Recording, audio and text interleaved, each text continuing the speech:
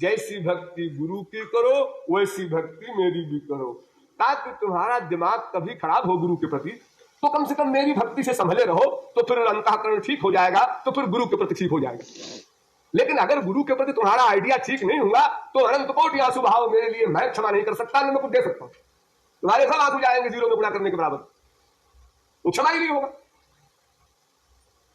अगर आप भगवान के दरबार में अपराध करते हैं तो गुरु के यहां क्षमा हो जाएगी इमीडिएटली, और गुरु के यहां अपराध करते हैं तो भगवान के यहां क्षमा नहीं होगी, गुरु के यहां ही होगी। और वो तभी होगी जब आप प्रायश्चित करें। और प्रायश्चित क्या करें? बस अपनी गलती हृदय से मानकर आंसू बहा दे, गुरु खुश, जाओ जाओ सब माफ। तुमने अभी चप्पल लगाया था, सब खत्म, 1 सेकंड देर नहीं, इतना भी नहीं। संसारी रो रही है वो, हाँ जी तुमने ऐसा कहा था उस दिन, वो मेरे अंदर पिंच कर रहा है। एक वाक्य आप लोगों को सारा जीवन पिंच करता रहता है। एक सेंटेंस कोई बोल दे, ये वहां नहीं है, वहां तो क्षमा का दरबार है। लेकिन अगर आप उस क्षमा का एडवांटेज, क्षमा का आप दुरुपयोग करते हैं, क्षमा तो हुई जाए गुरु जी के यहाँ अपराध किए जाओ, तो आपका क्या होगा ये सोचना है। वहां तो क्षमा मिलेगी, लेकिन फिर आपका कल्याण कैसे होगा? अगर आप ये समझते हैं वो बड़ा दयालु है, कृपालु है, सदा क्षमा कर देता है, हमने कितने बार उसके खिलाफ सोचा है, बोला है आपस में दोस्तों से, लेकिन फिर भी वो अनजान बन करके हमको वही प्यार दे रहा है, तो अगर उसके अपराध को हम क्षमा करने वाला ऐसा उसको मानकर अपने अपराध को बढ़ाते जाएंगे अगर हम लोग, तो फिर वो क्षण कब आएगा जब हम कंप्लीट सरेंडर करेंगे, पूर्ण शरणागत होंगे। ऐसा कब आएगा?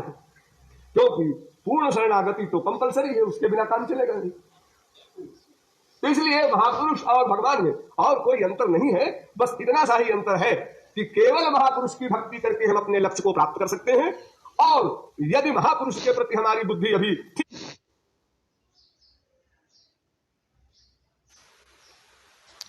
बता रहा हूं,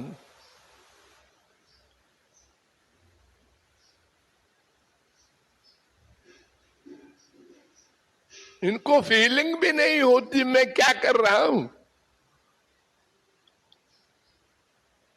धिक्कार है। मैं बहुत दिन से देख रहा हूं, नहीं रहा गया तो आज बोलना पड़ा। लेकिन अनंत बार चोरी पकड़ता हुआ भी भगवान और महापुरुष जीव जब सच्चे हृदय से फिर क्षमा मांग करके शरणागत होना चाहता है तो कहते हैं ठीक है हो गया, अरे हटाओ, बच्चे हैं, होता रहता है।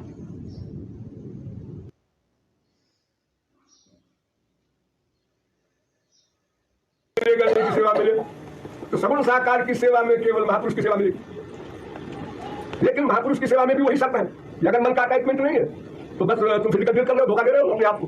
तो महापुरुष तुमको वो नहीं देगा जो तुम चाहते हो, संसार दे देगा। हमने तुम्हारी तारीफ की, तुम नाश्ता कराया, पूरी हलवा खिलाया, हमारे घर में आए थे, तुम खुश हो गए और समझ गए कि बहुत प्यार करता है। लेकिन महापुरुष भगवान को तुम धोखा नहीं दे सकते कि एक दिन करके उससे भगवत कृपा गुरु कृपा प्राप्त कर ले, ये तो हो नहीं सकता। वहां तो मन को रीड करेगा, तुम्हारे मन में गड़बड़ी है, वो गुस्सा नहीं करेगा, तुम्हें दंड नहीं देगा, क्योंकि महापुरुष जानता है कि जीव है, अल्पज्ञ है, गलती हो जाती है जीव से, कोई आश्चर्य नहीं है। लेकिन दुखी होगा कि देखो यार ईश्वर की ओर चल रहा था बेचारा और अपनी बुद्धि लगा के नष्ट हो गया, लेकिन फिर तुम उठ गए, तुम्हें ज्ञान हो गया, धिक्कारा अपनी बुद्धि को, और फिर होश में आ गए, तो महापुरुष फिर वही पहले की तरह कृपा करेगा। वो नहीं सोचेगा कि तुमने एक दिन हमारे लिए ये सोचा था बच्चू, अब हमसे कृपा लेना, देखेंगे कैसे लेते हो। ये दुनिया वाले करते हैं ये महापुरुष और भगवान नहीं करते। तो पिछली बातें अब 0/100, वर्तमान क्या है देखता है, और अगर ये न देखे महापुरुष तो किसी जीव का उद्धार भी नहीं हो सकता, क्योंकि जीव सर्वज्ञ तो है नहीं, वो तो गलती करेगा।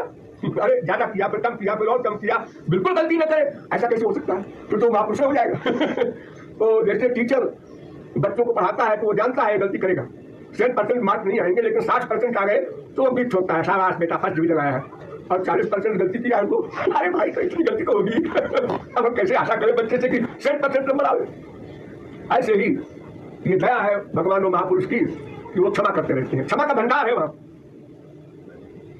4 चप्पल लगा करके नॉर्मल हो जाओ, पर भूल 1 सेकंड उसके कुछ बाकी दिमाग में नहीं रहेगी क्या किया इसने हमारे साथ, इतनी क्षमा है भगवान और महापुरुष की। कि वो क्षमा करते रहे। अब हम कैसे आशा करें बच्चे से कि 100% नंबर आवे। ऐसे ही ये दया है भगवान और महापुरुष की कि वो क्षमा करते रहते हैं। क्षमा का भंडार है वहां।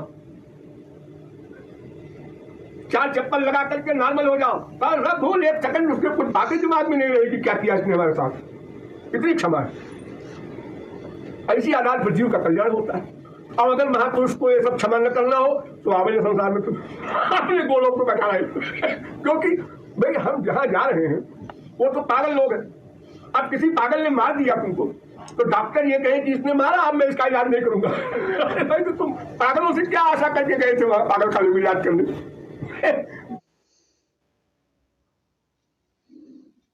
साधना कराएगा गुरु, हम उसके प्रति दुर्भावना करेंगे और वो सहन करेगा, मुस्कुराएगा। बच्चा है, ज्ञान आ जाएगा तो ठीक हो जाएगा।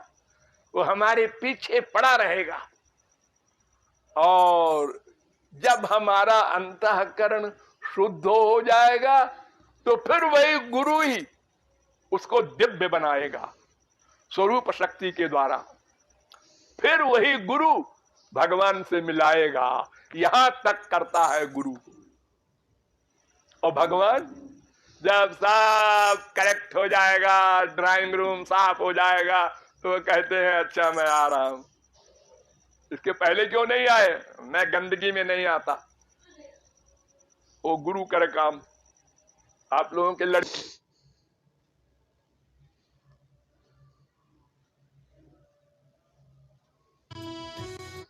लग गया, 2 इंजेक्शन लगा। आज्ञा मानते हैं। नहीं, मैं तुम्हारा गुरु भी हूँ, पिता भी हूँ। इंजेक्शन 2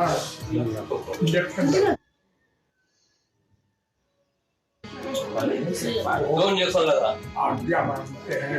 नहीं, मैं तुम्हारा गुरु भी हूँ, पिता भी हूँ। नहीं लग गया, 2 इंजेक्शन लगा। आज्ञा मानते हैं। नहीं, मैं तुम्हारा गुरु भी हूँ, पिता भी हूँ।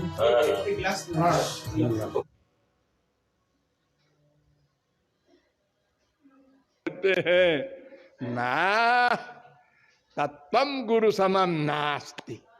गुरु के समान कोई तत्व नहीं है। भगवान कुछ नहीं, वो नंबर 2 है भगवान।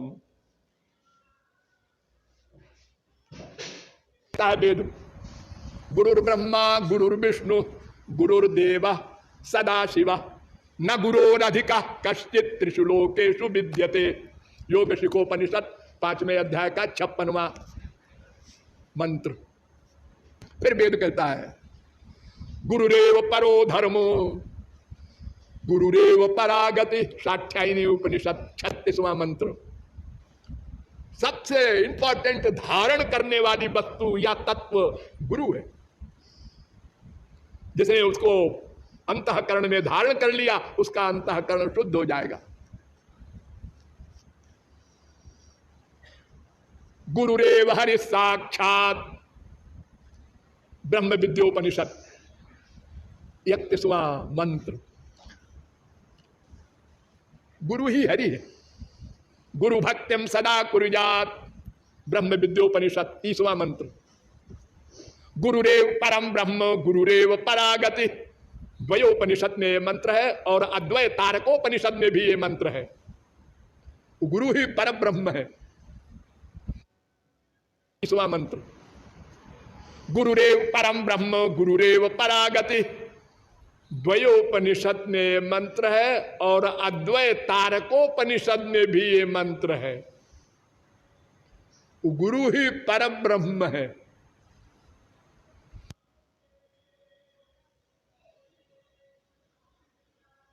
कि ऐसे ही गुरु हमारे पीछे लगकर साधना कराता है, हमारे साथ क्लास फेलो बन करके, और हम उसके खिलाफ सोचते हैं और वो मुस्कुराता रहता है। सोच लो हमारे खिलाफ, कोई बात नहीं। आज सोचोगे, कल नहीं सोचोगे, परसों ठीक हो जाओगे, वो आशा करता है। सामने बैठ के और खिलाफ सोचता है।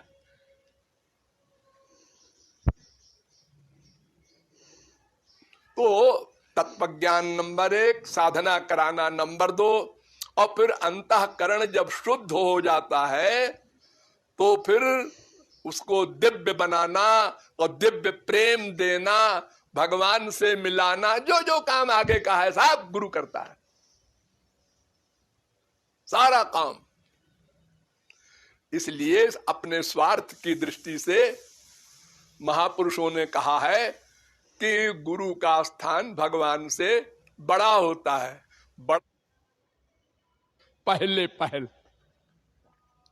फिर जो जो सत्संग करेगा, जो जो गुरु का अनुभव करेगा, त्यों तो आगे दृढ़ता आएगी, ज्ञान पक्का होगा। फिर भी वो गुरु जानते हुए भी कि हमारे खिलाफ सोच रहा है बैठे बैठे, और फिर भी प्यार करता है, समझाता है।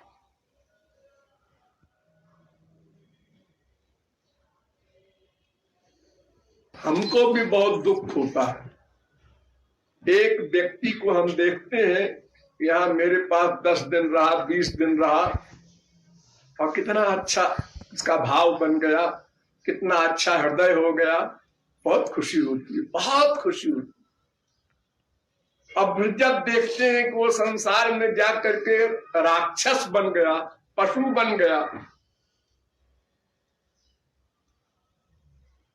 राग द्वेष में पड़ करके, तो कितना दुख होता होगा, तुम लोग सोच नहीं सकते।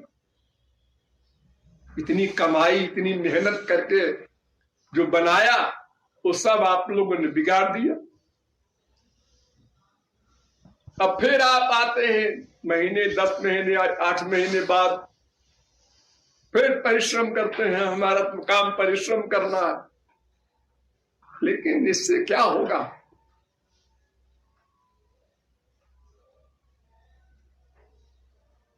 जब तक बच्चा स्वयं न पढ़े, न पढ़ना चाहे, तो कौन सा विश्व का मास्टर है जो उसको काबिल बना देगा? स्वयं को पढ़ना है, याद करना है।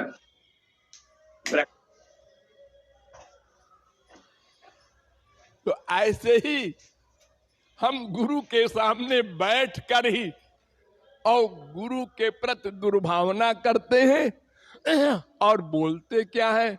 गुरुजी आप तो अंतर्यामी है, सब जानते हैं। और सुन लो, गुरुजी अंतर्यामी भी है, हम 420 भी कर रहे हैं, और मुंह से बोल रहे हैं आप तो सब कुछ जानते हैं। इतना छल कपट भरा है हम लोगों में, लेकिन गुरु न बताता है कि तुम ऐसे छल कपट से बोल रहे हो, न बुरा मानता है। बच्चा है, धीरे धीरे समझेगा, तत्व ज्ञान होगा, धीरे धीरे वो पीछे पड़ा रहता है। तो पहले भी तत्व ज्ञान कराने के लिए, और नंबर 2 फिर साधना कराने में भी वो हमारी तरह साधक बन जाता है। उसको तो कोई जरूरत नहीं साधना की, लेकिन जैसे टीचर पढ़ाता है ना दर्जा 1 में,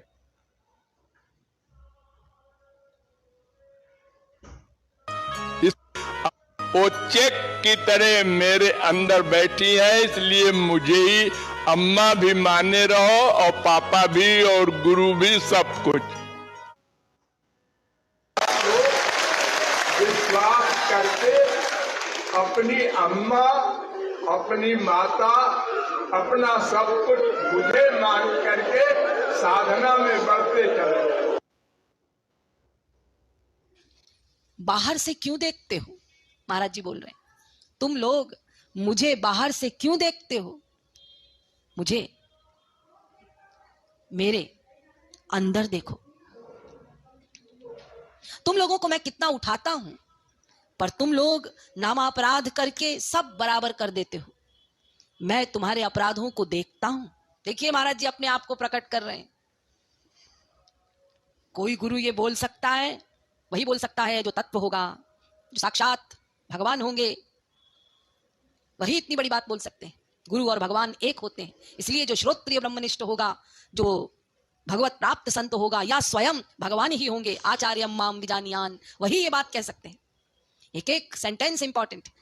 ये आवश्यक नहीं है, जरूरी नहीं है कि वो देख कह सकते हैं। एक एक सेंटेंस इंपॉर्टेंट। महाराज जी कह रहे हैं तुम लोगों को मैं कितना उठाता हूं, यानी जगाता हूं, पर तुम लोग नामापराध करके, अर्थात हम लोग प्रतिकूल चिंतन कर करके सब बराबर कर देते हैं। मैं तुम्हारे अपराधों को देखता हूं, फिर भी तुमसे कहने में डर लगता है। सोचता हूं अभी इतना चल रहे हैं, अभी इतना चल रहे हो, अगर कह दूंगा, शासन करूंगा, तो तुम सत्संग ही छोड़ दोगे। ये महाराज जी का प्रैक्टिकल एक्सपीरियंस महाराज जी बोल रहे हैं प्रचार के दौरान। मैं माफ करता जाता हूं, सोचता हूं कभी तो अक्ल आएगी तो ठीक हो जाएंगे। तुम लोगों के अंदर मैं ऐसा बैठ गया हूं कि तुम लोग कितना ही प्रयत्न करो, घूम फिर कर मेरे पास ही आओगे। फिर बेकार चिंतन क्यों करते हो? अगर तुम कहो कि आप अंदर बैठे हैं किंतु दिखाई तो नहीं देते, तो महाराज जी कह रहे हैं बाहरी दृष्टि में आना तो बहुत छोटी चीज है, यानी आंखों से देख लेना बाहर की चीजों को, ये तो बहुत छोटी चीज है, लेकिन अंदर हृदय में बैठ जाना बहुत बड़ी बात है। ये सबके बस की बात नहीं। हम लोग क्या किसी के अंदर बैठ सकते हैं? तो महाराज जी कह रहे हैं आंख से देखना तो सब कर सकते हैं, लेकिन किसी के अंदर बैठ जाना ये सबके बस की बात नहीं। और फिर इसकी आवश्यकता नहीं है कि जो माँ बच्चे को बहुत प्यार करती हो तो उसको बच्चा प्रतिक्षण देखता हो। यानी बच्चा सब समय देखता रहता है क्या? या माँ ये प्रतीक्षा में रहती है कि मैं जो प्यार कर रही हूं सदा समय बच्चा देखता रहे? बच्चा देखे ना देखे, माँ अपना काम करती है, सतत प्रेम करती है अपने बालक से। बच्चा देखे तो ठीक, ना देखे तो ठीक। बच्चे के लिए ये आवश्यक नहीं है, जरूरी नहीं है कि वो देखे माँ प्यार करती है कि नहीं। इससे माँ को कोई मतलब नहीं, वो प्यार करती है। ऐसे महाराज जी कह रहे हैं मैं तुम्हारे हृदय में बैठा हूं, मैं तुमको जगाता हूं, उठाता हूं, तुम्हारा हूं, मैं प्रेम करता हूं। तुम जानो ना जानो इससे मुझे क्या करना है, लेकिन मैं बैठ गया हूं। इसीलिए जब कभी कुसंस्कार आते हैं तुम अलग होते हो, लेकिन जब अच्छे संस्कार आते हैं, क्योंकि मैं बैठा हुआ हूं, तुम मेरे दर को छोड़ ही नहीं सकते, आओगे मेरे पास। यानी ऐसे बैठ गए हैं महाराज जी हमारे भीतर। ये महाराज जी का कथन मैं बोल रही हूं। तो क्या अपराध क्षमे नहीं होता? गुरु के प्रति नामापराध होता है, वो गुरु ही कर सकता है, भगवान नहीं कर सकते। ये भी नहीं सोचता गुरु ने कितना परिश्रम किया, कर रहे हैं। मामूली भी व्यक्ति समझे गुरु को तो भी ये तो सोचे कि इतना लेबर इनका व्यर्थ हो रहा है, क्या कर रहे हैं।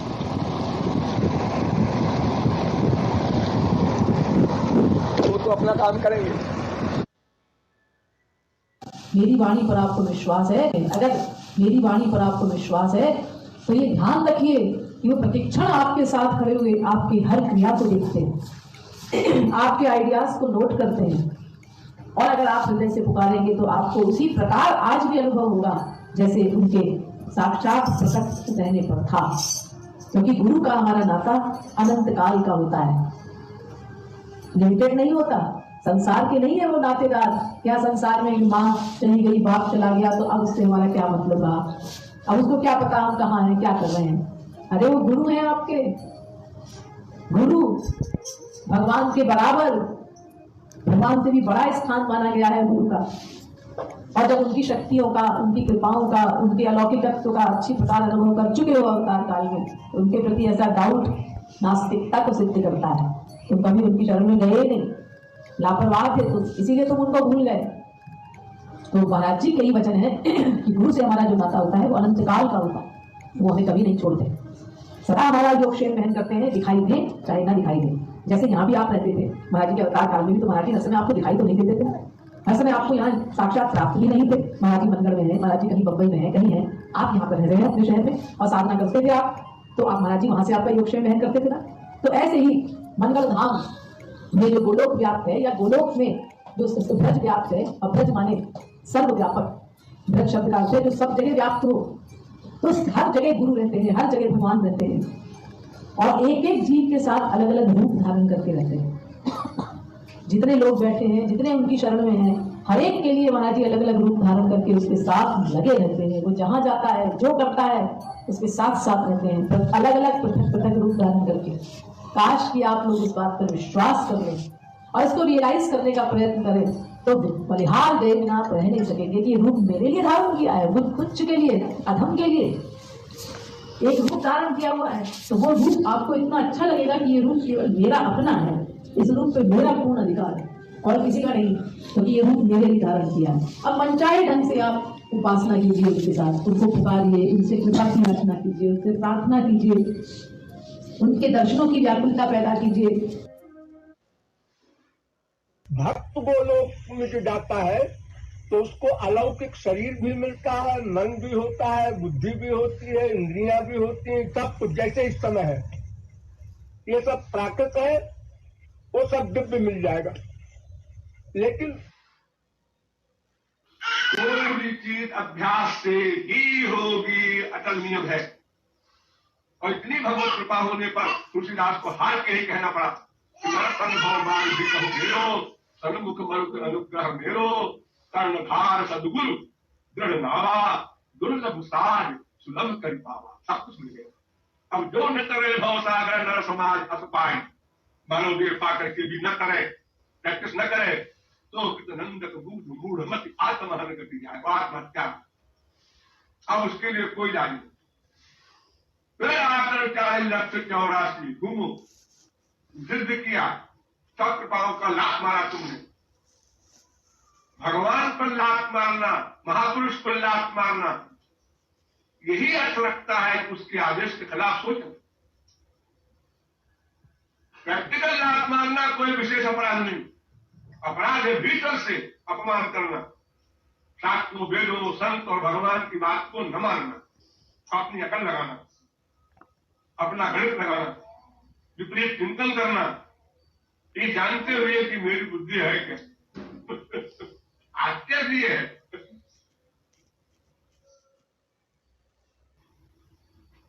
कि हमको सब कुछ मिल चुका और फिर भी मैं उसका उपयोग नहीं कर रहा हूं। अनंत पाप करके भी अपने को पापात्मा नहीं मानता। कि अगर फील करो बार बार बार बार बार बार, मैं बार बार की बात है, फील भी करते हो तुम लोग, कभी कर दिया, आंसू भी बाहर देते हो, वो कभी कभी नहीं, तो निरंतर लाओ। कब हिसाब बैठे, अगर लाइन कट गया, डरो मत, घबराओ मत, फिर जोड़ो, कट गई फिर जोड़ो, उसके लिए अभ्यास करना। तो एक बार जम जाए, बात बन जाए, तो आगे बढ़ जाएगी। मैं आपका टीचर हूं, मेरी ड्यूटी है, और आप हमारे पुत्र के समान है, तो हमारे आदेश का पालन करना ये आपकी ड्यूटी है। और अगर ऐसा आप नहीं करते, मन की मानते हैं, तो कृपालु क्या करेंगे? ठीक है, हम अपना ड्यूटी करेंगे, हम भी हार जाएंगे, हमें वो सुख नहीं मिलेगा जो मिलना चाहिए। हम तो अपना काम करेंगे, आपसे आशा रखेंगे, हम निराश नहीं होते। आप उल्टा भी करेंगे तो भी हम आशा करेंगे, कल सीधा हो जाएगा, परसों हो जाएगा, नरसों हो जाएगा। हम आशावादी हैं, अन्यथा तो